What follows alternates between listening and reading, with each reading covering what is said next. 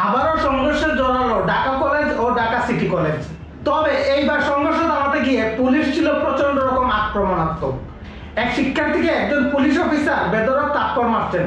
Social মিডিয়ায় এই ভিডিওটি ভাইরাল হয়েছে। ভিডিও নিচে অনেকেই কমেন্ট করেছেন আই স্যাটিসফাইং, কেউ কেউ লিখছেন চোখের শান্তি।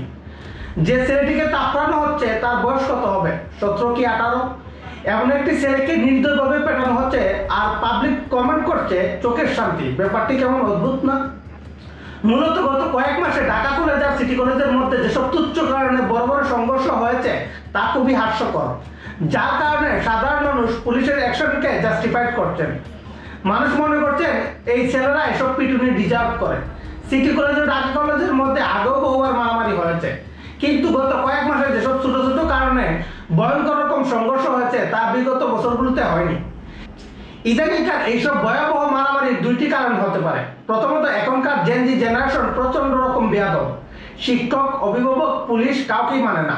দ্বিতীয়ত, অভ্যুত্থানের সময় এইসব শিক্ষার্থীরা পুলিশের মুখোমুখি হয়ে পুলিশের প্রতি যে তরুণ কিশোরদের একটা ভয় ছিল এটা তাদের ভিতরে কাজ করছে না। তাই সংঘর্ষের সময় পুলিশের উপরেও চড়া হচ্ছে শিক্ষার্থীরা। আপনার কাছেও কি তাই মনে হয়?